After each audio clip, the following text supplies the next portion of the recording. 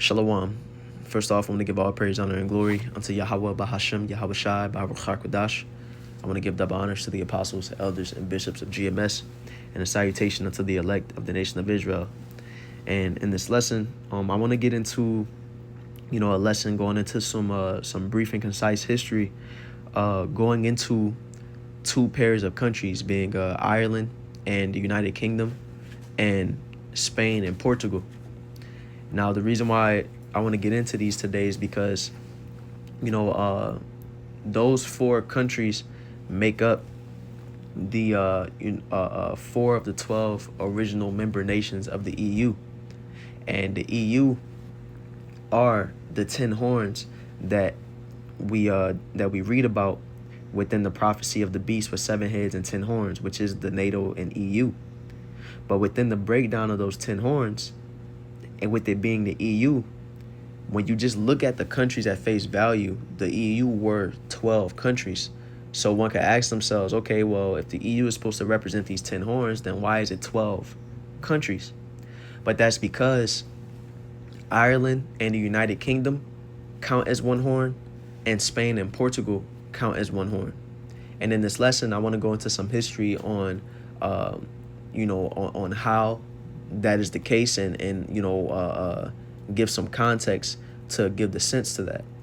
Now, in the description box, I'm gonna leave the link to the Apostle Aram Lab's video that he did a couple weeks ago on the breakdown of the beast with 7 heads and 10 horns. And Baba Koshai, if anybody is unfamiliar with the breakdown as a whole, I would strongly recommend to watch that video first, or any of the apostles or elders, or brothers at GMS, their breakdown on the beast with 7 heads and 10 horns to get the whole picture. But within the breakdown, it's always been said that England and Ireland count as one horn, Spain and Portugal count as one horn. And, I've always taken that for face value. But as the scriptures say, let's grab a precept real fast. We're gonna go to Slack in 1 second. Okay, this is Proverbs chapter 4 verse 7, which says, "Wisdom is the principal thing. Therefore get wisdom, and with all thy getting, get understanding." In this case, the wisdom would be the breakdown, or listening to the apostles and elders video, and they tell us what the breakdown is, and we learn, and the Spirit dwells with us to accept that and learn based off of what the apostles have taught us.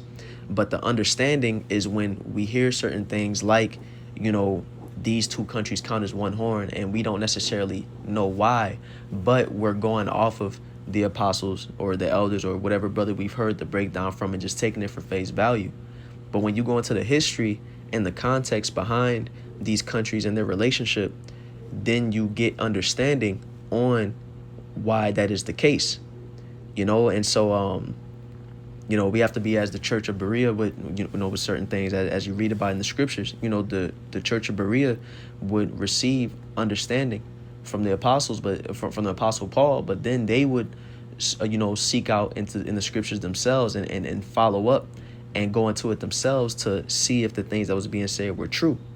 And so in this lesson, I want to specifically get into the history on England and Ireland, and the history on Spain and Portugal, and show how the relationship between those two pairs of countries make them one horn, together.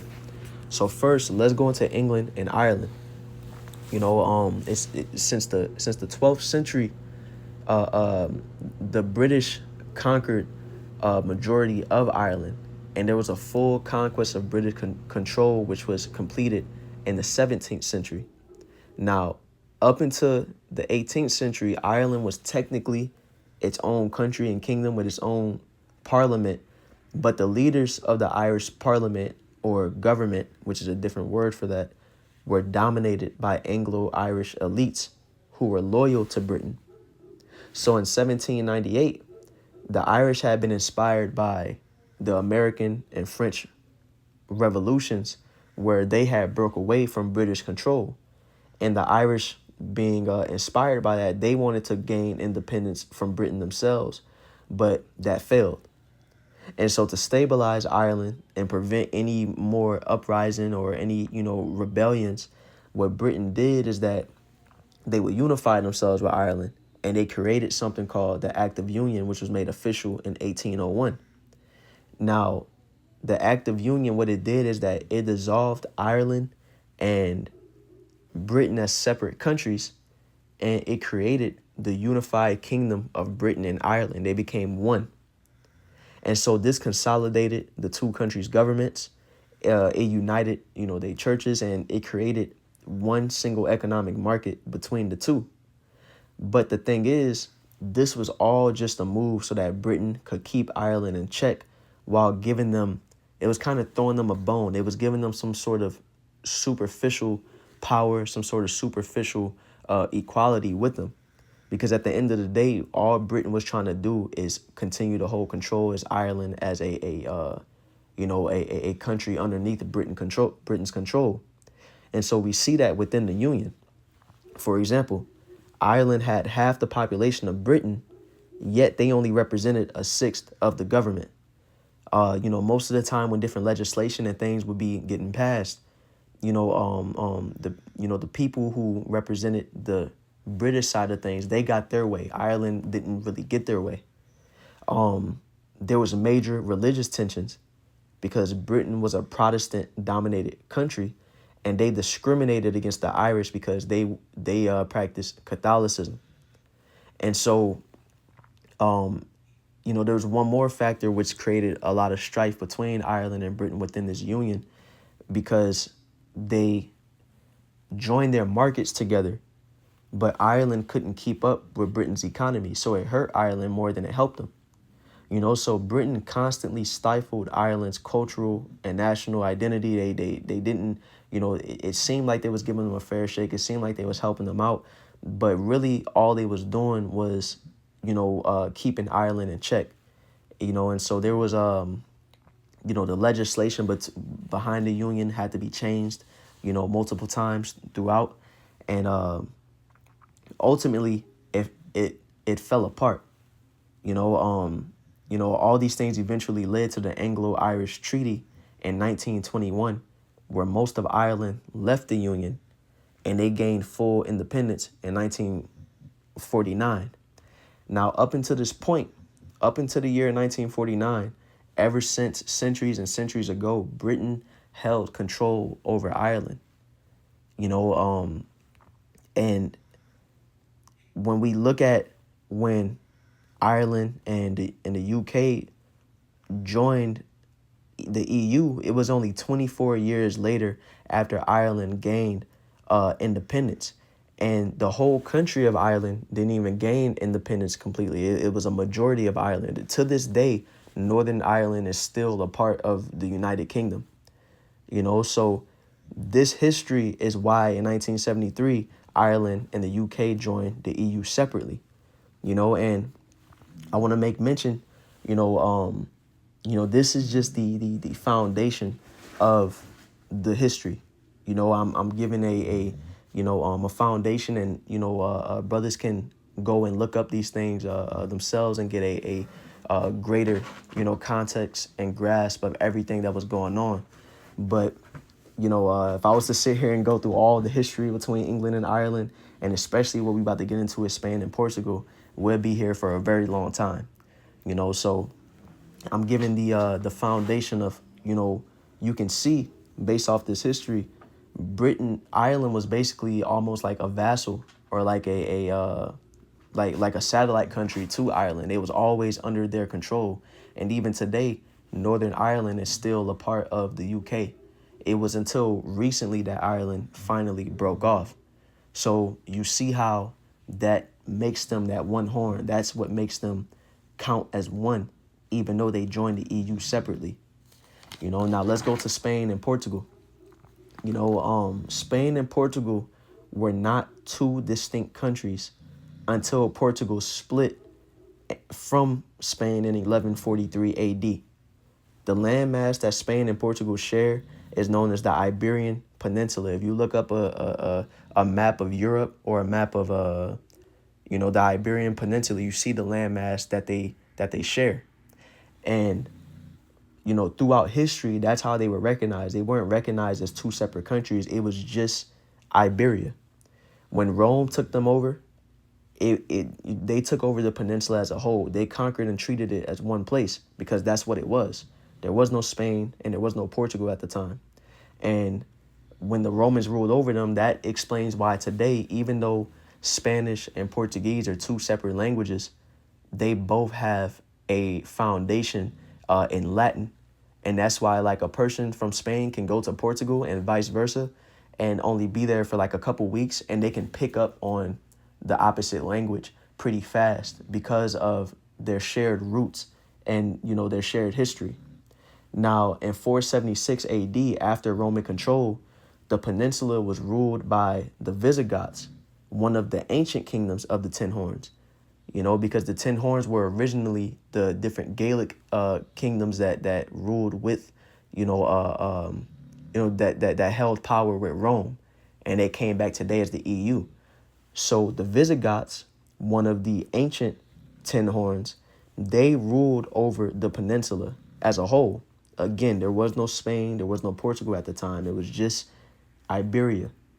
And at this time, Iberia underneath Visigothic rule.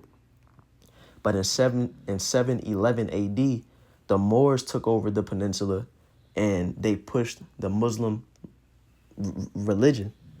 So in response to this, you had something called the Reconquista, which is a long span of history that was centuries of the Visigothic Christians fighting back against the Moors to take their land back and to push out, their influence and power. And so after the Moors took over, there was a Christian stronghold which began the Reconquista called the Kingdom of Asturias, which went under different names over the years, but it started as the Kingdom of Asturias. And they started in the north of the Iberian Peninsula and pushed south, eventually spanning what's today known as Spain. The country that we see as Spain started here with the Kingdom of Asturias, and them taking back that land from the Moors eventually, over centuries of time, established what we see as Spain today. Now, in 868 AD, at this time, the land that we know as Portugal, the Moors are still up in there. They had got pushed south by the Reconquista and, the Visigoths basically fighting back, underneath this kingdom. And so in 868 AD, there was a nobleman under the Kingdom of Asturias, which went under a different name at the time, but he came out of that kingdom that had regained control over most of the peninsula. And that nobleman reconquered the region known today as Portugal. Portugal really started as a frontier region to serve as a buffer in the south of the peninsula against the Moors. And over the next couple centuries, that land, which was basically, like a county, like I said, a frontier region that stemmed from that kingdom that sent the nobleman there, that land grew in importance because of its repeated successes against invasions and against the Moors and other people trying to take it over, and because of its strategic positioning. So that nobleman that stemmed from the kingdom, which is today, which laid the groundwork for what is today Spain, after, he gained power there, over centuries of time, there was a kingdom established there. And they decided that they wanted their own rule. They wanted to create their own monarchy that could rival against Spain. So the land that we see as Portugal started from the same people that conquered the land that we know as Spain. What happened was that they basically had infighting and they split off from each other in 1143. And so what had started as a splinter from modern day Spain now had its own king and established that region. And from 1143 all the way now to the modern day, the two, regions that we now know as Spain and Portugal, they started to go their separate ways, have their own goals. Sometimes they would fight against each other. Sometimes they would be unified. But what we see is that through, you know, the centuries leading up to their split, they shared the same history. They were one people, you know. And so in the modern day, Spain and Portugal joined the EU together in 1986. And this is why, you know, when you look at face value, when you look at the history of the EU, we see two countries joining. But in the breakdown within prophecy, they're one horn because of their history. Same thing with England and Ireland, you know. So, you know, that's all I really want to go into in this lesson. You know, Lord willing, it was edifying. Again, I just want to lay a frame, you know, a framework for, you know, these two pairs of countries and why prophetically they're recognized as one horn, you know, and you can see how they were basically, you know, consolidated. And that's why they were deemed as such prophetically. But today, when we look at it, you know, they were separate, you know. So Lord willing, you know, this makes sense. Lord willing, this lesson is edifying. And once again, I want to give all praise, honor, and glory unto Yahweh, Bahashem, Yahweh Shai, Bahar Chakwadash. I want to give double honors to the apostles, elders, and bishops of GMS and a salutation unto the elect.